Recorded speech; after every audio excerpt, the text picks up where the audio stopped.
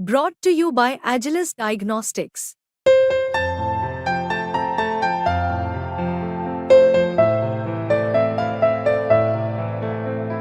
Agilus Diagnostics.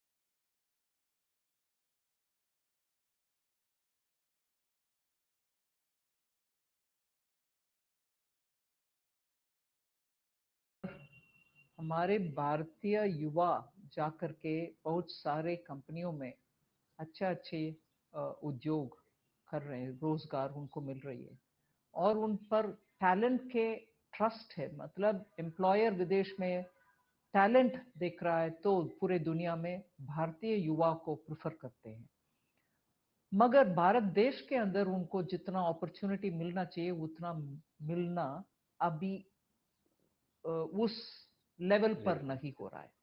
इसीलिए सरकार के द्वारा हमने ये प्रोत्साहन देने के लिए 5 स्कीम के द्वारा मैं टोटल इस स्कीम का पिक्चर दे रही हूँ। 2 लाख करोड़ का हमारे 5 साल में इसके ऊपर खर्च होने वाले हैं और हम टोटली मानते हैं 4 करोड़ 4.1 करोड़ युवा इससे बेनिफिट पाएंगे। कुछ युवा फर्स्ट टाइम एम्प्लॉय के नाते, मतलब फर्स्ट टाइम जॉब के नाते उनका बेनिफिट होगा। कुछ युवा बेटर जॉब के लिए सेकंड जॉब लेंगे, उनका भी बेनिफिट होगा। इन दोनों के सर्कमस्टेंसेस, इन दोनों सिचुएशन में एम्प्लॉयर को भी हम बेनिफिट दे रहे हैं, जिससे वो लेने का कष्ट करेंगे और रखने का, उनको 2 साल कम से कम जॉब में रखने का करेंगे। तीसरी, स्किलिंग के लिए स्टेट्स के साथ जहां आईटीआई से वो स्टेट्स संभालते हैं, उन आईटीआईस में टेक्निकली पिछले मैं बोल सकती हूँ 10, 15, 20 साल से उतना जितना इन्वेस्टमेंट होना है उनका क्या बोलते हैं टीचिंग मटेरियल्स या मशीन्स, हैंड्स ऑन ट्रेनिंग करने के लिए, इन सभी इन्वेस्टमेंट का कमी है। और पिछले मान लीजिए 20-30 इयर्स में इतना इन्वेस्टमेंट नहीं हुआ, मगर अभी डिमांड है इंडस्ट्री 4.0 का। मतलब तब अगर आप इन्वेस्ट भी किए तो अब का इंडस्ट्री का रिक्वायरमेंट अलग हो गया है। इसलिए उन आईटीआईस में ये इक्विपमेंट इंडस्ट्री 4.0 को जो चाहिए इक्विपमेंट वो सब खरीद कर हम रखेंगे और इसमें प्राइवेट सेक्टर का साथ ले रहे हैं। वो हमारे साथ और राज्य सरकार के साथ काम करके 10th पास करके छोड़कर बाहर आने वाले लड़कों को, लड़कियों को आईटीआई के द्वारा जहां ट्रेनिंग मिलना है, स्किलिंग होना है, जिसके बाद उनको कुछ डिप्लोमा वगैरह मिलता है, उसमें भी हम पैसा डाल करके युवाओं को अच्छा ट्रेनर्स को सैलरी दे करके उधर ट्रेनिंग का। So first time employ, second time employ, second और third time employ, fresh 10th standard skilling और फाइनली इंटर्नशिप। इंटर्नशिप के विषय में मैं गर्व से कहना चाह रही हूँ 1 करोड़ युवा डायरेक्टली उस इंटर्नशिप से बेनिफिट करेंगे, क्योंकि टॉप 500 कंपनीज के साथ भारत सरकार बात करेगी और उनके सीएसआर के द्वारा वो इसमें जोड़ सकते हैं कि अच्छा ट्रेनर्स भी रखें उनके कंपनी के द्वारा और कंपनी शॉप फ्लोर में इन लोगों को exposure they, hands on learning का इंटर्नशिप दे, 1 साल पूरे इंटर्नशिप दें और उसके बाद अगर ये बाहर आएंगे उनके सीवी में टॉप 500 कंपनी के एक कंपनी इनको इंटर्नशिप दिया तो इनका वैल्यू बढ़ेगी, जॉब में रेडीनेस बढ़ेगी एम्प्लॉयर को इनको रेन। ऐसे करके 5 स्कीम्स जिसके द्वारा युवाओं को एकदम उनके हर स्तर के लिए ट्रेनिंग का मॉड्यूल बना करके हम आगे आए हैं। ये प्रधानमंत्री जी का हर एक स्कीम के ऊपर ध्यान दिला करके टेलर मेड स्कीम्स तैयार हुआ है। Madam Finance Minister, you've given a provision for 1.52 lakh crore rupees for the agriculture sector and 2.66 lakh crore rupees for rural development, including rural infrastructure. So effectively, how does this meet the goal of what the economic survey was looking at as making agriculture an engine for growth? See, one thing I want to dispel. When we say these kind of amounts, people don't realize these are other than what is running as schemes. Manrega, nobody mentioned in the budget. Madam Finance Minister has not mentioned Manrega. It doesn't mean that I'm going to stop Manrega to run this. They are on-demand programs which keep going, for which I've made provision. I have not mentioned it in the speech, but it is in my records. It's in the budget revenue expenditure ka statement jahan hai, you get that there. So this misconceived notion that if it doesn't appear in the speech, it's not at all there is wrong. I want to make that plain. Right. Now, when you have rightly quoted the amounts for agriculture, we are saying what is very important is to reach to the farmers such inputs which are worthy for them to toil in the soil. So it's one thing you give MSPs, it's one thing you give Kisan Samman Nidhi, all that will go on. Right. But Kisan today requires high quality seeds, better inputs, and for that good research with which we can. I made one announcement also in this budget, 109 varieties of seeds, both for field crops and also for horticulture. Also the climate resilient. Climate resilient seeds. Most of our farmers today buy seeds which can't take this extreme heat, sudden flooding, and then also sometimes scarcity of irrigatable waters and so on. So I'm very proud that Indian agriculture scientists of themselves come up with this 109 resilient varieties, which I'm sure will soon be launched, and they will be, we'll be taking it down to the farmer so that they can benefit. All so developed in India, ma'am? All developed in India. Okay. And even better is we are looking at giving input support also to the farmers. As I said, more than 50% of his input cost should be met by the amounts that we give them.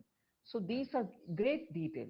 And rural development is looking at not just PM Gram Sadak Yojana, not just building homes, PM Awas Yojana, where big amounts are going, that is important. 3 crore new homes. 25,000 new Gram Panchayats will get road network.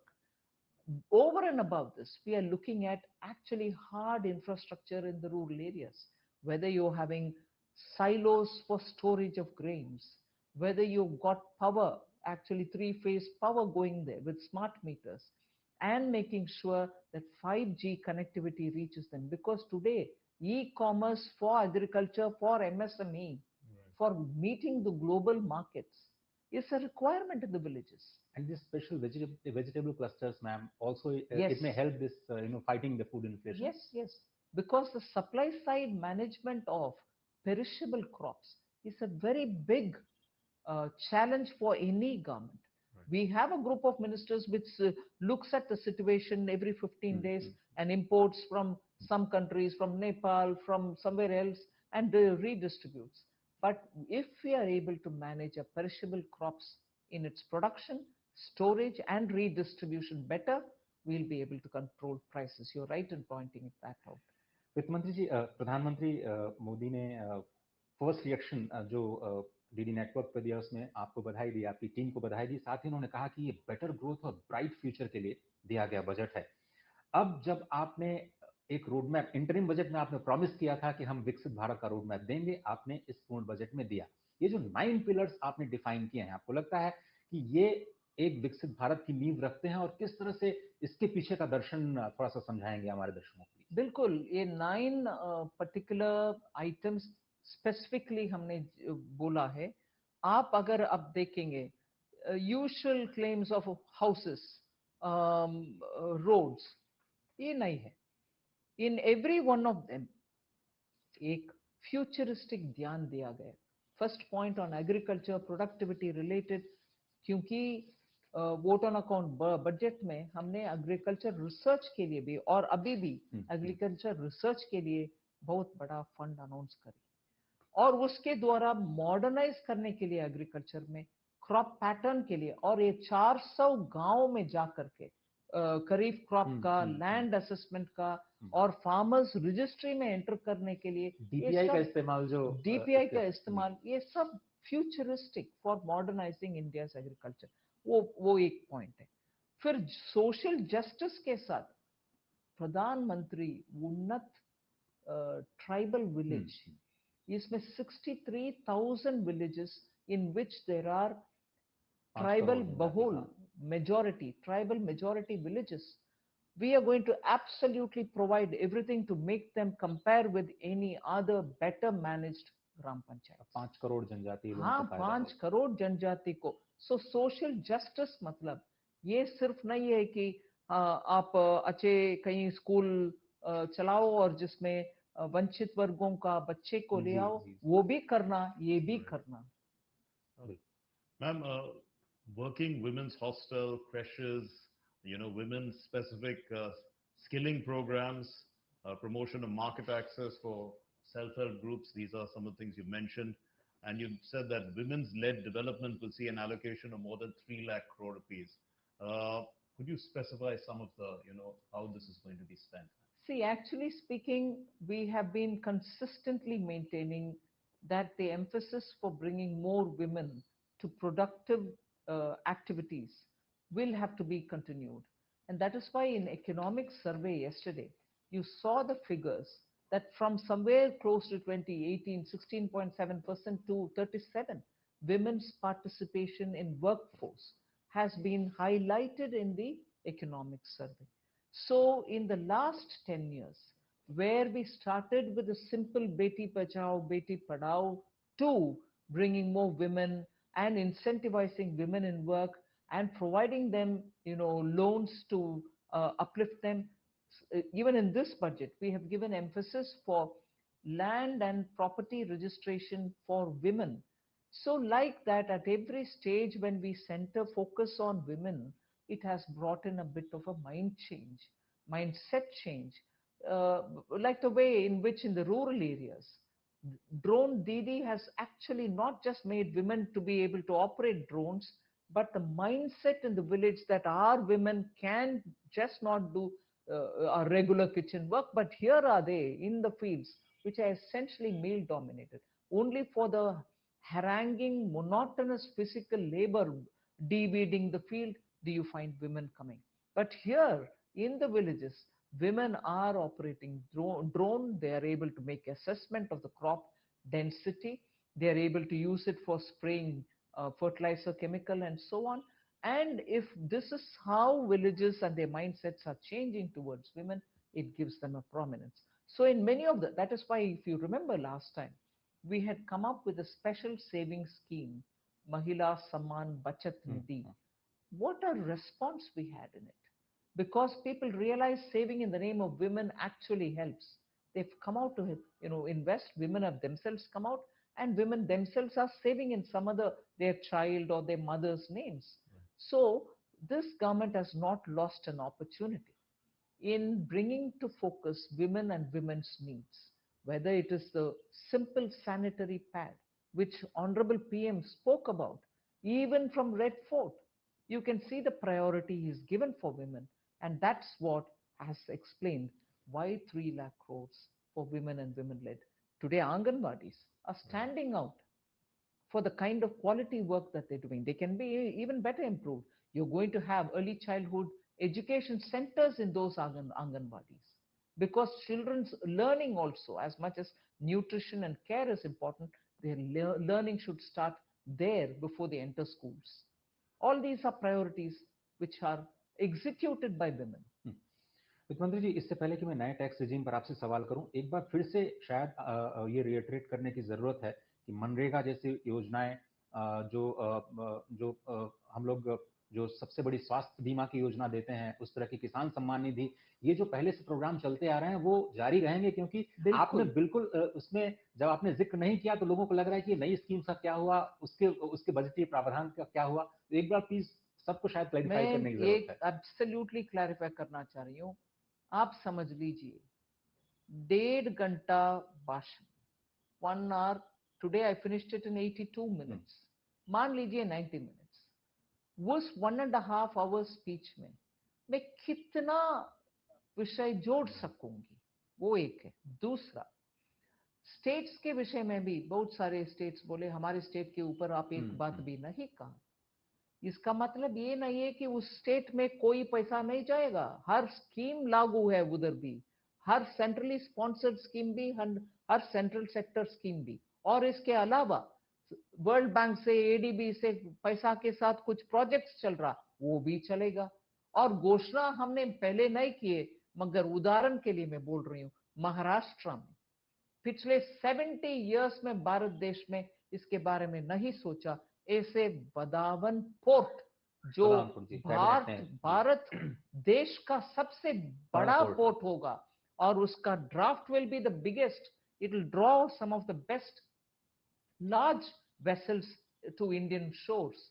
वो port announcement और उसका cabinet approval 76,000 crore और some amount is going there. Budget में mention हुआ है क्या? पिछले budget में और इस बजट में, मगर गया प्रोजेक्ट, और उधर प्रोजेक्ट लागू हुआ कि नहीं हुआ। इसीलिए मैं इस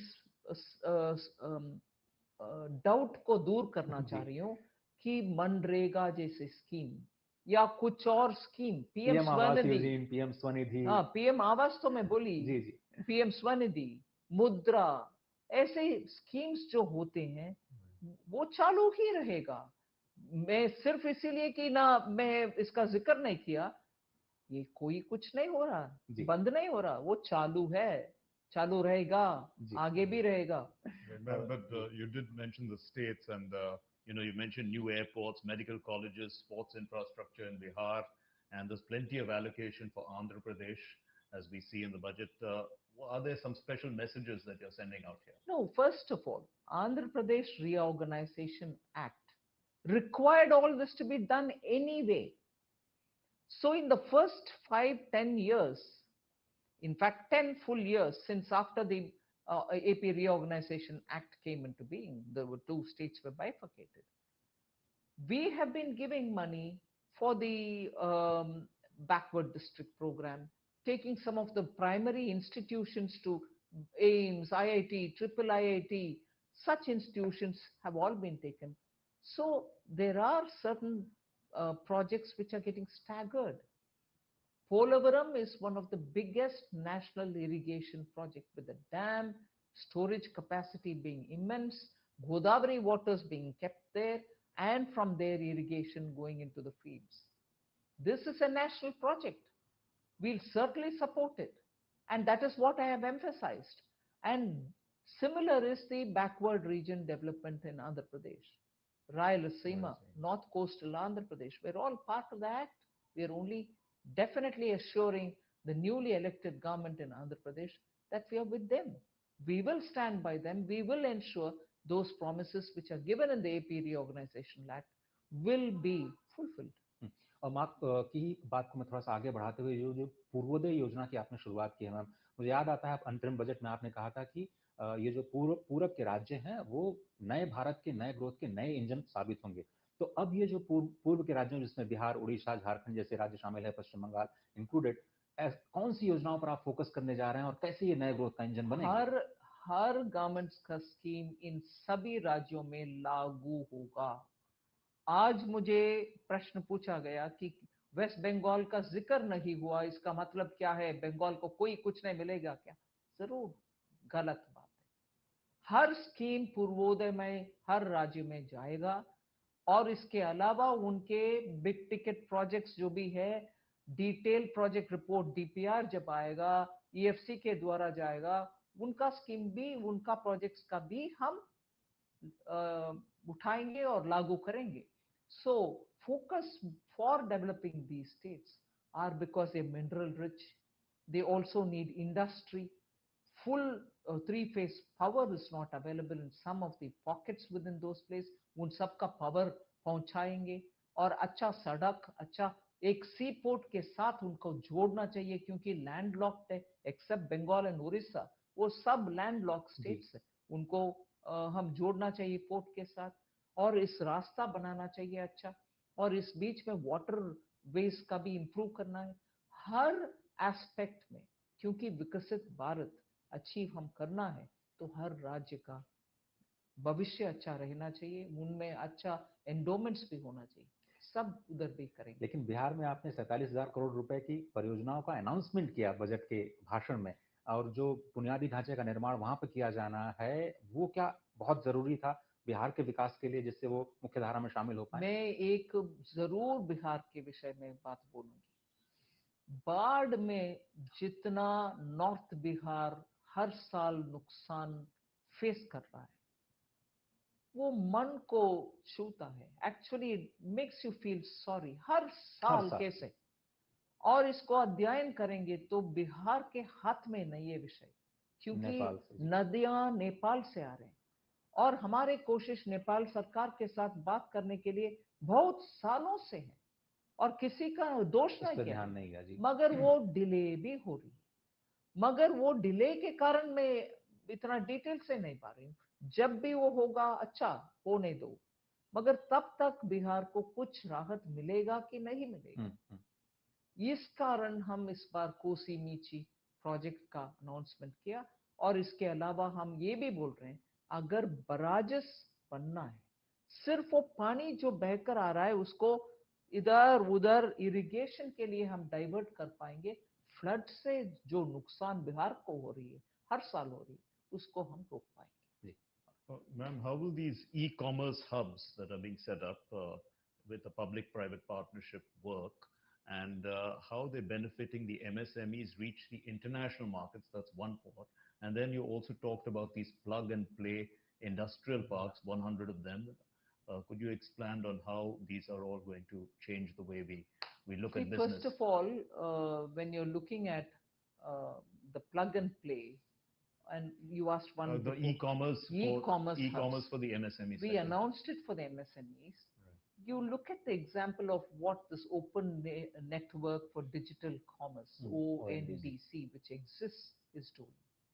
It's actually given at the cost of the government, meaning they don't have to pay any charge for it, access for MSMEs to reach the global markets. ONDC has proven a very, very powerful catalyst.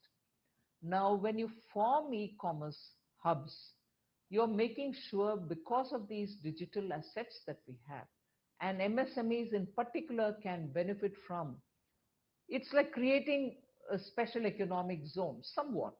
You're creating it in the digital world so that these MSME can be onboarded, and for them specifically, either by sector or by some kind of a common denominator, we will be able to give them access to the overseas market.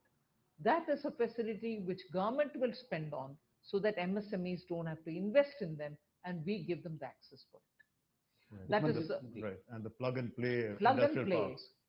This is again one of the concepts with which we are seeing that main big investment for creating such hubs don't come easily. We want industry also to participate with us. So when you set up a hub in one place, it doesn't mean the other place cannot benefit. So we want to make sure this becomes the mother center, as it were, and those centers can benefit from the endowments which are being put here, and smaller centers can benefit by attaching themselves like a spoke to the hub of the wheel. वित्त मंत्री जी, अब वो सवाल जिसका सभी लोग शायद इंतजार कर रहे होंगे वो है टैक्स रिजीम को लेकर के। नई टैक्स रिजीम में पहले आपने 7 लाख तक कोई भी टैक्स नहीं रखा था, लेकिन अब नई टैक्स स्लैब जो आपने बनाई है उसके पीछे का तर्क क्या है? जब आप कहते हैं कि इनकम टैक्स एक्ट की आप समीक्षा करेंगी अगले 6 महीने में, तो क्या हम डायरेक्ट टैक्स कोड की तरफ जा रहे हैं? जिस तरह से जीएसटी एक बहुत बड़ा रिफॉर्म देखा, डायरेक्ट टैक्स साइड में भी हम बड़े रिफॉर्म की ओर कदम बढ़ा रहे हैं। बिल्कुल कदम बढ़ा रहे हैं सिंप्लीफाई करने के लिए। As it is a new tax regime, old tax regime से हटकर इसको बनाना क्यों था, आवश्यकता क्यों था?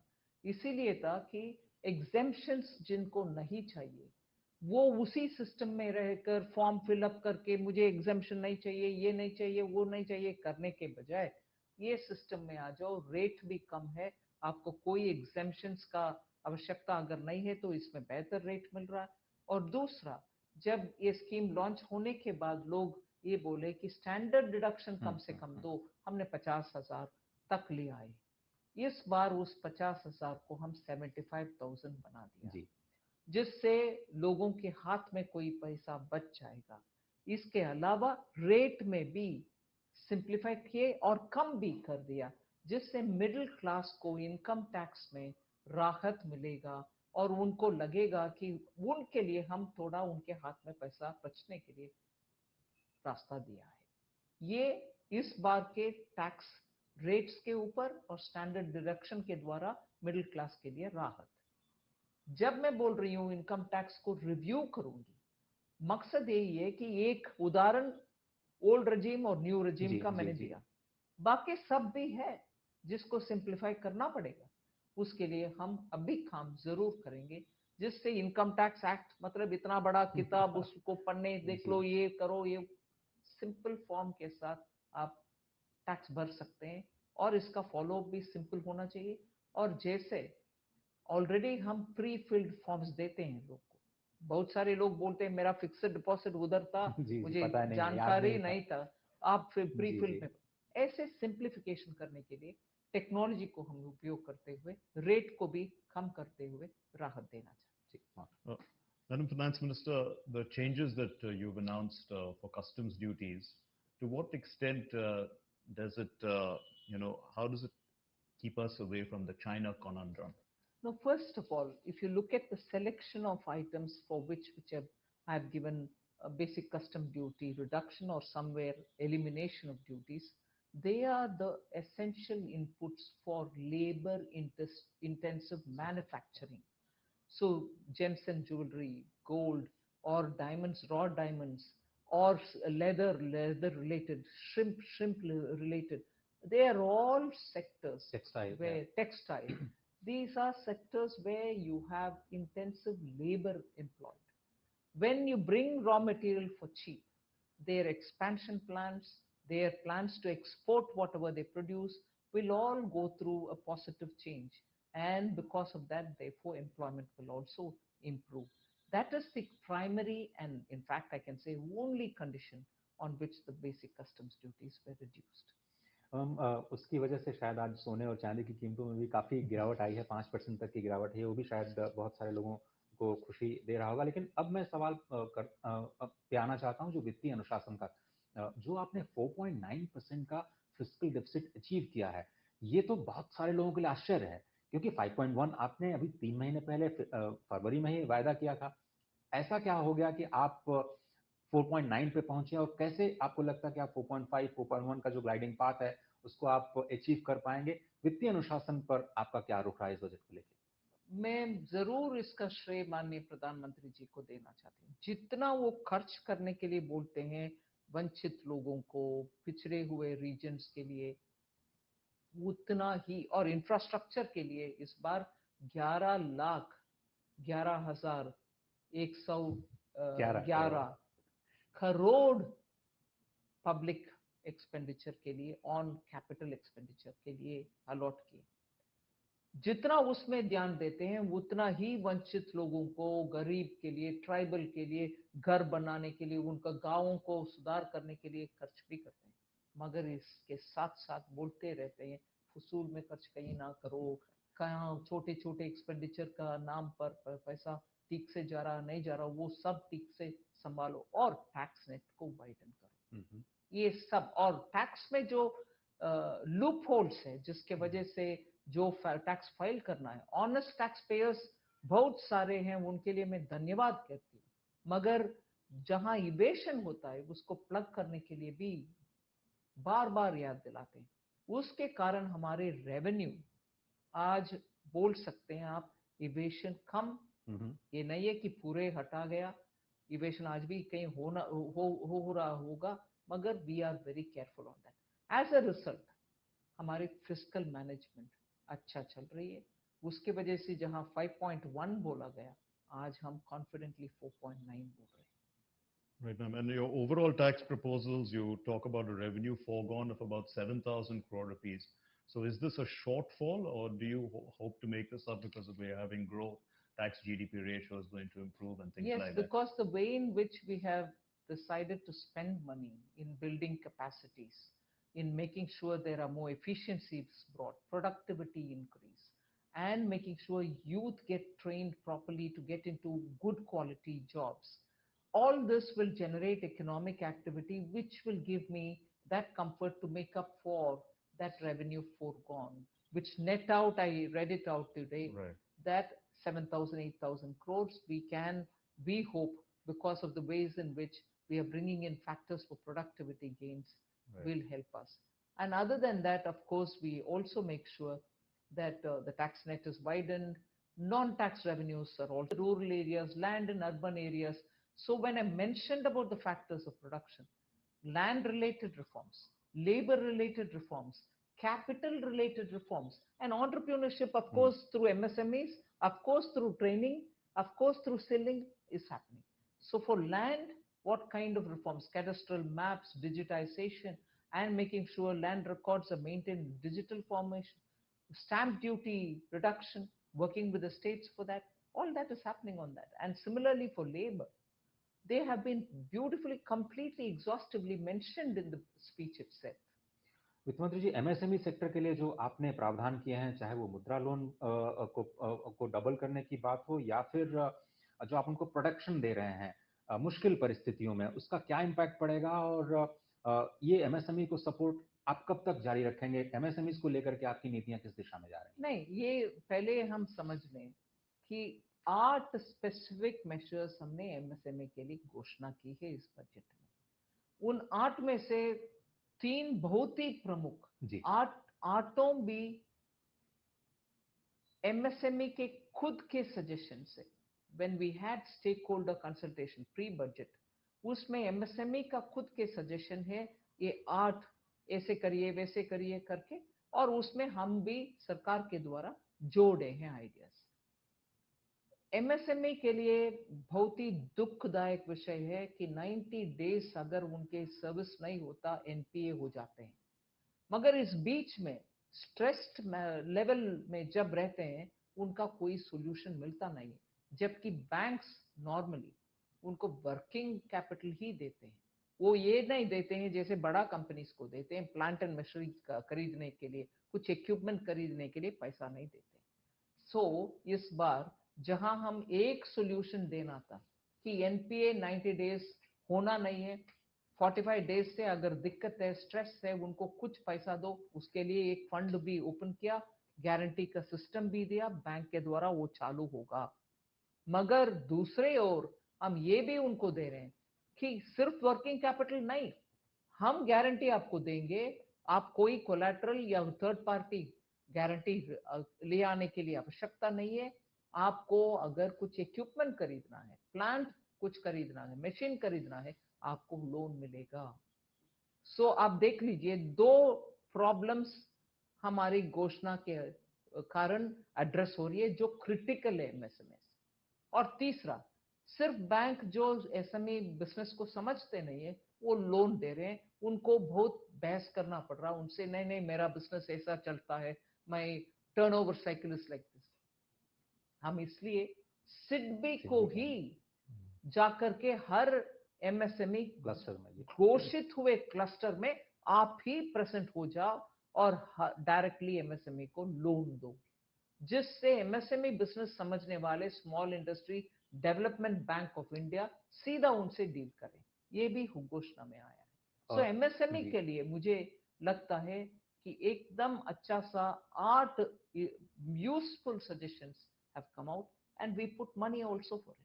और आपने अगर मैं इसी में सप्लीमेंट्री दूं, आपने मुद्रा लोन को बढ़ा दिया, स्टार्टअप्स को प्रमोट करने के लिए आपने एंजल टैक्स को एबॉलिश कर दिया, शायद उस पर बहुत आपको पॉजिटिव रिएक्शंस मिल रहे होंगे, और साथ ही साथ स्पेस सेक्टर के लिए 1000 करोड़ रुपए का नया फंड बनाने की आपने घोषणा की है। तो ये सब कुछ स्वरोजगार को बढ़ावा देने के लिए बिल्कुल प्रोत्साहन स्वरोजगार के लिए इन सब के द्वारा मिलेगा। और जब स्वरोजगार स्पेस सेक्टर में, स्टार्टअप में बात करते हैं, स्वरोजगार तक ही सीमित नहीं है। एक व्यक्ति जिनके पास आइडिया है, इनोवेशन है, वो इस प्रोत्साहन के कारण और एंजल टैक्स अबॉलिश करने के कारण जो फंडिंग उनको मिलेगा, उससे वो एक व्यक्ति आगे बढ़ने के पीछे 10 लोग उनके एम्प्लॉय भी होंगे। So there is an effect which this one person can have. Ma'am, I know you've answered this question in Hindi right at the start about employment and really about first-time employees who are getting into the formal sector. There's the scheme that you give 1 month wage for newly employed, 15,000 rupees. 15,000 rupees. And also there's the other for the internships. Could you, I mean, young people are wanting to know how they have to avail this. Actually, just for information, I will tell you, all these details are put out in the website in all detail, and the documents which go along with my budget speech in the annexure have each scheme detailed out. So I'll be putting it out also in the next few days so that more people get to know it. So today, for instance, scheme 1 which you talked about, which in my budget speech I've called scheme A, a fresh first-time employee, if recruited by somebody, that employee may be recruited for any salary, 50,000, 40,000, 30,000 or 1 lakh. But up to 1 lakh, if you recruit a new fresh employee, I, from the government, will give 15,000 rupees as his 1 month wage, which will be spread in 3 installments. So that will be given. In this also, the employer also receives, because he will register him as a EPFO employee. This is one scheme. And here the employee and the employer get incentive, but this is a first-time employee.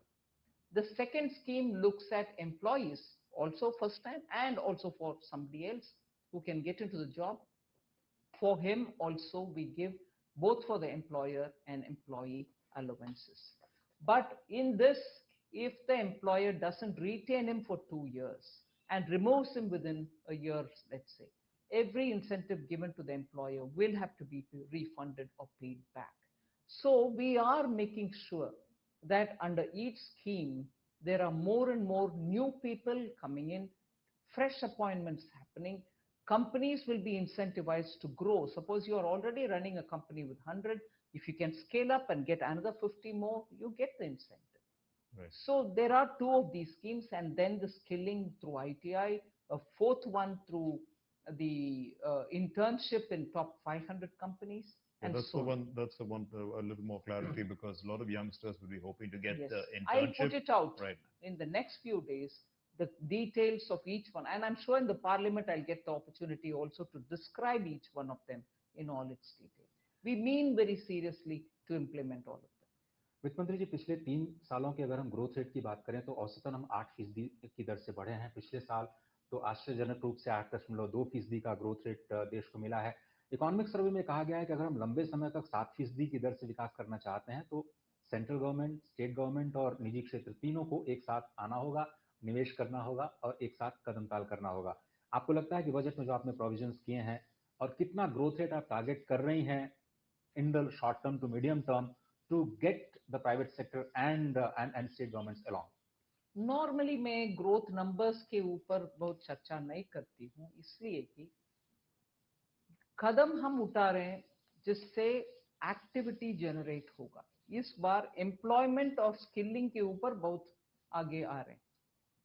इसका मतलब ये नहीं है कि capital expenditure जो हमने घोषणा की इंटरिम बजट में उसको हम भूल जाएंगे, नहीं। वो कैपिटल एक्सपेंडिचर 11 लाख करोड़ और उसमें 1.50 लाख स्टेट्स के लिए भी दे रहे, इंटरेस्ट फ्री 50 ईयर के लिए। इन सब के द्वारा हम ये एक्सपेक्ट करेंगे कि इकोनॉमी में एक्टिविटी बढ़ेगी और उसके कारण पर्टिकुलरली इंफ्रास्ट्रक्चर के मल्टीप्लायर बहुत एक्चुअली हाई होता है, 2.48 to 3 तक होता है।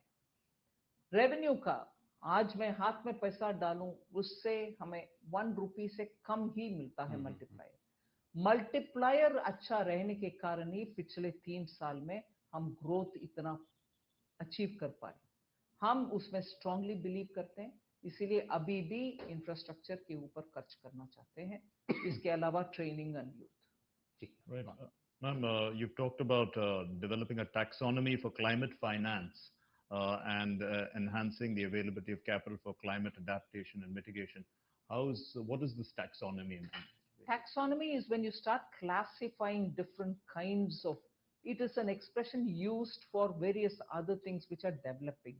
So what is classified in, let us say, climate related matters? How do you tax certain things? How do you not tax? Tax meaning not in taxonomy. Taxonomy is what kind of items come into certain kind of green energy, which don't come under green. How will you calculate the count, emission counts? And on the basis of emission, how do you bring the carbon market to efficiently function? Those are not clear yet for India itself. So we need to have enough work done through, let's say, domain experts to understand what is the classification we need under each one of them. How do we monetize? How do we calculate what kind of emissions happen? And how do we actually trade on these? You know, carbon trading and other things will depend on the classification that we have. वित्त मंत्री जी, अंतिम That सवाल we don't have now, we'll need to have.